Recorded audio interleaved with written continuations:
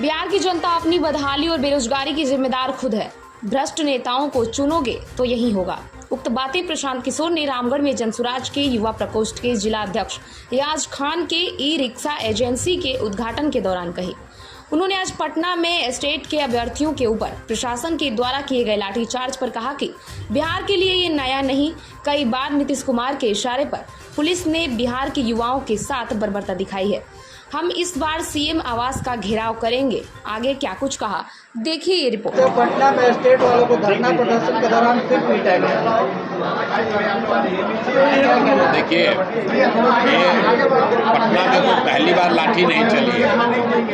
पिछले 3 वर्षों में 80 से ज़्यादा अलग अलग ग्रुप पर सरकार के द्वारा लाठी चलाया गया।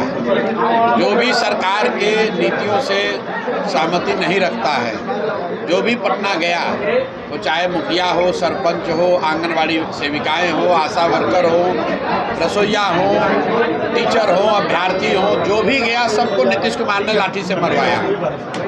पहली बार जनसुराज ने, प्रशांत किशोर ने ये आवाज़ उठाई है कि पुलिस को ये अधिकार नहीं है लाठी मारने का। और जब 2 बार हमने आंदोलन किया इस बात को लेकर और पुलिस वालों को बताया कि जनता पर आप लाठी नहीं चला सकते हैं, पुलिस वाले डर के मारे उस समय लाठी नहीं चला रहे थे। अब फिर आप देख रहे हैं, जैसा आप बता रहे हैं, आज फिर हमने एक देखा है वीडियो, एक युवा लड़के को पुलिस वाला जूता से, पैर में जूता पहन के मार रहा है।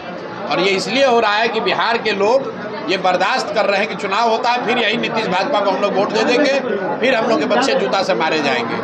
हमने कहा है अभी इनको जब जाकर नीतीश कुमार को उनके घर में घेरेंगे तब इनको समझ में आएगा, और तब हम देखना चाहते हैं कि पुलिस वाला कितना लाठी चला सकता है। जब तक लोग नहीं खड़े होंगे, आपके बच्चों को लाठियों से, जूतों से मारा ही जाएगा।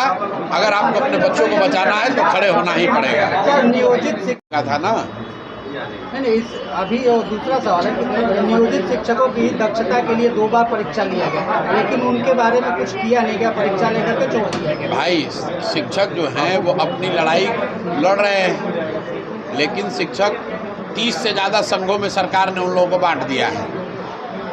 अलग अलग लोग अलग अलग अपनी बात कर रहे हैं। कोई वित्त रहित शिक्षक है, कोई नियोजित शिक्षक है, कोई प्रारंभिक शिक्षक है, कोई गेस्ट शिक्षक है। सरकार ने इतने भाग में शिक्षकों को बांट दिया है कि कभी शिक्षक अपनी लड़ाई लड़ ही नहीं पा रहे।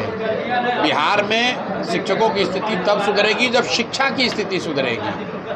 जहाज डूब जाएगा तो उसमें बैठा हुआ कोई आदमी नहीं बच सकता है। अगर बिहार की शिक्षा व्यवस्था खराब हो जाएगी तो शिक्षकों की स्थिति नहीं सुधर सकती है। जब तक समाज, सरकार और शिक्षक इस बात को नहीं समझेंगे, तब तक शिक्षकों की स्थिति सुधरने वाली नहीं है। को उनके हिसाब से आरक्षण नहीं दिया जा रहा है और आपके ऊपर लगाते कि वो इतने सालों से चल रहे हैं, यात्रा कर रहे हैं, लेकिन क्या फायदा? हर व्यक्ति के बात का जवाब देना जरूरी नहीं है। हर व्यक्ति को अपना लोकतंत्र है, सबको बोल के बारे में क्या कहें? हर भाई, महिलाओं का आरक्षण 2015 में सबसे पहले 7 निश्चय कार्यक्रम में हमने लागू कराया है।